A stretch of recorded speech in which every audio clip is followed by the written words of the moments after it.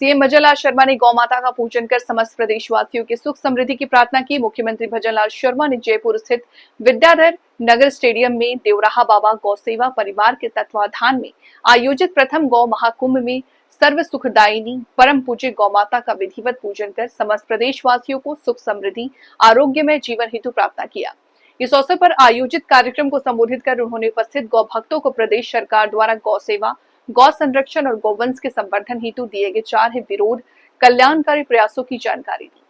वो गोधूली का माना जाता है और वो ये कहते हैं कि मेरी शादी हो रही है, मेरे बच्चे की शादी हो रही है, बेटी की शादी हो रही है, तो इसका जो मुहूर्त है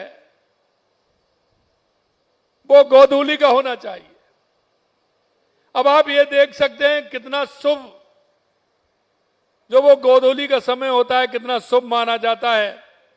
और हर व्यक्ति माता पिता की इच्छा होती है कि मेरी बेटी या मेरे बेटे की शादी गोधूली के नक्षत्र में हो, जिससे मेरे बच्चों का और बेटों का परिवार सुखी रहे और समृद्ध बने। ये हमारा समृद्धि का कहानी भी है। मैं आपसे कहना चाहता हूं कि हम एकत्रित हुए हैं दिव्य माता की महिमा और गुणगान के लिए।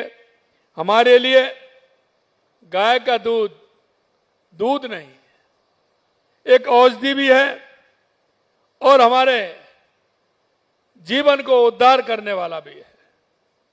और इसलिए मैं आपसे कहना चाहता हूं, गौ माता के बारे में सुनना अधिकतर पसंद करते हैं। अगर जब हम कहते हैं तो वो भावना भी उनकी निकल करके आती हैं, लेकिन जिस तरह की भावनाएं हैं हम उसको साकार रूप नहीं दे पाते हैं। मैं आपसे इतना ही निवेदन करना चाहता हूं कि गौ माता के लिए आप सभी को आगे आना होगा, क्योंकि ये हमारे जीवन में उन्नति लाती है। ये हमारे जीवन में हमारे कष्टों को बिल्कुल समाप्त कर देती है। गौ माता आप बिल्कुल देख लीजिए, सुबह अगर कहीं आप निकलते हैं तो वो जब तक आप घर से निकलते हैं तो गौ माता आपकी तरफ यूं अपनी गर्दन को मोड़ते हुए ठेठ दरवाजे तक देखती है कि मेरा ये भाई जा रहा है। और जब अगर आपकी आवाज घर से बाहर आप आते हैं, अगर आपकी आवाज सुन लेती है, अगर वहां आप जाते हैं तो आपकी तरफ ही देखती है और आपकी तरफ वो ये कहती है कि ये मेरा भाई गया और बहुत ही आ गया, और ये बहुत उसको प्रसन्नता होती है। आप उसको ये नहीं कह सकते। गाय की माता के जो अंदर का भाव है वो हमारी माता से कम नहीं है। गौ माता का भाव माता से भी बढ़कर है, ये हमें ध्यान रखना चाहिए।